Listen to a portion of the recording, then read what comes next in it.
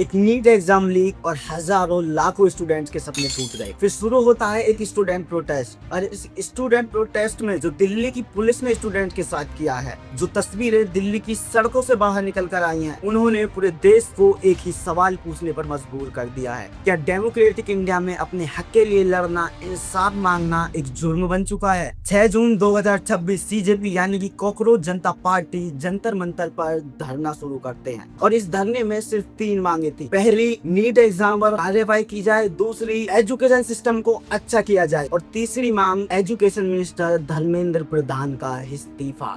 जो लोग देश को टुकड़े टुकड़े करना चाहते हैं वही लोग आज डफली बजा रहे हैं जंतर मंतर में। 20 जून तक आते आते आंदोलन एक बड़ा रूप ले लेता है और हजारों स्टूडेंट इसमें शामिल हो जाते हैं। फिर 8 दिन बाद सोनम वांगचुक इस प्रोटेस्ट को ज्वाइन करते हैं और स्टूडेंट की आवाज को उठाते हैं। भारत माता की।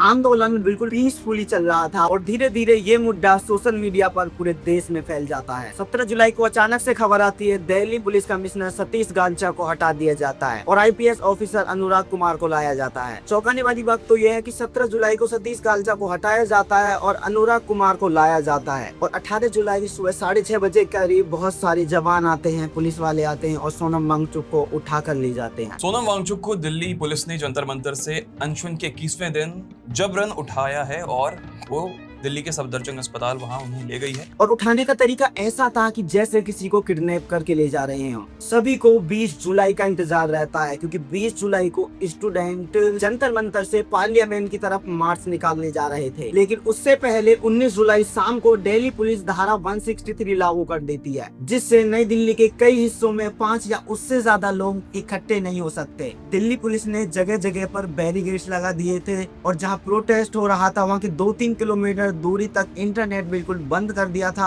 और आसपास के सारे मेट्रो स्टेशंस को बंद कर दिया जाता है। जंतर मंतर तक पहुंचने के लिए सारे रास्तों को बिल्कुल बंद कर दिया जाता है। इस मूवमेंट को पूरी कोशिश की जाती है रोकने के लिए, लेकिन स्टूडेंट मेट्रो स्टेशन से जंतर मंतर की तरफ पैदल आ जाते हैं। 20 जुलाई करीब 11 बजे हजारों की संख्या में स्टूडेंट मार्च निकालते हुए पार्लियामेंट की तरफ बढ़ते हैं, लेकिन अचानक से पुलिस लाठी चार्ज कर देती है और स्टूडेंट्स को बेवजह मारा जाता है। पुलिस स्टूडेंट्स पर टीयर गैस के गोले फेंकती है और जो लोग शांति से बैठे थे पुलिस उन्हें भी नहीं छोड़ती। स्टूडेंट्स को पुलिस बेरहमी से मारती है। पुलिस ये भी नहीं देखती वो लड़का है, लड़की है, बच्चा है, ऐसे मारती है जैसे कोई आतंकवादी हो। आप इन वीडियो में साफ साफ देख सकते हो पुलिस कितनी बेरहमी से स्टूडेंट्स को मार रही है। कुछ स्टूडेंट पार्लियामेंट के नजदीक पहुंच जाते हैं, लेकिन पार्लियामेंट को सेफ्टी की वजह से बंद कर दिया जाता है और पार्लियामेंट में जवानों को तैनात कर दिया जाता है जैसे की आतंकवादियों का हमला हुआ हो। इसी बीच नरेंद्र मोदी पार्लियामेंट छोड़कर भाग जाते हैं। पुलिस लोगों को इतनी बेरहमी से मारती है कि लोगों के खून निकलने लग जाते हैं, लोग चिल्लाते हैं, औरतों के साथ बदतमीजी की जाती है। और चौंकाने वाली बात तो ये थी कि जो पुलिस वहाँ तैनात थी ना तो उनके कोई बैच थे और बहुत से पुलिस वाले ऐसे थे जो ड्रेस में थे ही नहीं। जब एक यूट्यूबर ने इसके बारे में पूछा तो उसे भगा दिया जाता है। आपके बंदे सिविल क्लोथिंग में क्यों हैं?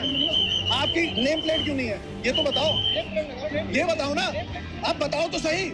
हम नागरिक हैं आपके देश के, आप बता क्यों नहीं रहे हो? क्या ये सच में पुलिस थी या पुलिस की आड़ में गुंडों को भेजा जाता है? प्रोटेस्ट के सारे लीडर्स को डिटेन कर दिया जाता है जिससे प्रोटेस्ट को कोई लीड ना कर सके, लेकिन उसके बावजूद भी स्टूडेंट ने प्रोटेस्ट काफी अच्छा किया, ना कुछ तोड़ फाड़ की, बिल्कुल पीसफुल तरीके से प्रोटेस्ट किया। और फिर इतने लंबे आंदोलन के बाद 25 जुलाई को धर्मेंद्र प्रधान अपने ट्विटर अकाउंट पर एक ट्वीट करते हैं और वो ट्वीट धर्मेंद्र प्रधान का इस्तीफा होता है और इस तरीका से स्टूडेंट सरकार को झुका देते हैं। ये आंदोलन इतिहास में याद रखा जाएगा, ये चेंज इतिहास में याद रखा जाएगा, लेकिन इसके साथ साथ ये भी याद रखा जाएगा कि कैसे बीजेपी ने स्टूडेंट के साथ अत्याचार किया। ये जेन जी सिर्फ इंटरनेट पर ही एक्टिव नहीं रहता, जब बोलता है तो सरकार को हिलाकर रख देता है। और मैं मोदी जी से एक ही बात बोलना चाहूंगा, सत्ता का लालच अच्छे अच्छे को बर्बाद करके रख देता है। एक बार इतिहास खोल के देख लेना। इस वीडियो में इतना ही, मिलते हैं अगली वीडियो में।